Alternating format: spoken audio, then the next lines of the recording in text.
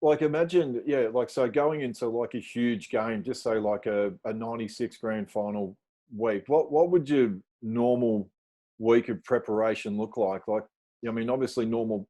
When I say like a normal preparation in terms of what we'd all go through, there was the stuff like your normal training, your weights, all that sort of thing. But was there anything else that you were doing in order to get, get yourself up to be in the right frame of mind to play footy?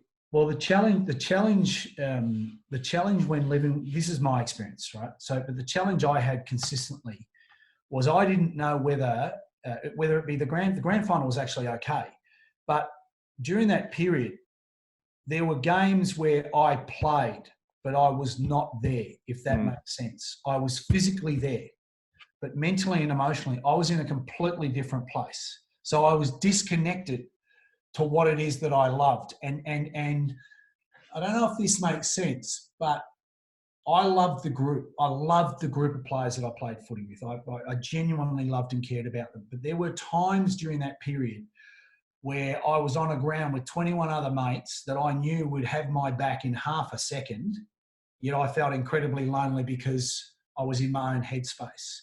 So the challenge was always for me, I had to train incredibly well every single training session, because if I trained well, then I could tick that box, and I knew that if I trained well during the week, I could get to the game and I've given myself the best opportunity of playing to a high standard. It didn't always work out that way, but that was my thinking.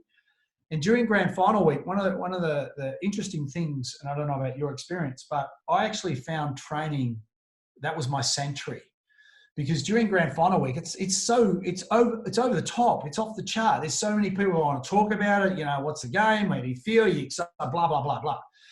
So during that time, the calmest I was during training, because it was just us, it was our coaches, and we were doing our thing. So I really enjoyed the training in the lead up to the grand final. I look back on the grand final parade, and I was in the same car with Flossie, and that's one of the most surreal experiences that I've been lucky enough to experience because of that. And I just remember getting to the ground, and I can remember hearing, when we were in the change rooms, I can remember hearing the noise of the crowd going nuts. And then once we started to come up the race, I don't remember hearing anything. And I just wanted the game to start. And it I don't know, it's very hard to, I don't know about you, but it's very hard to describe to other people who've never been in that situation what it feels like.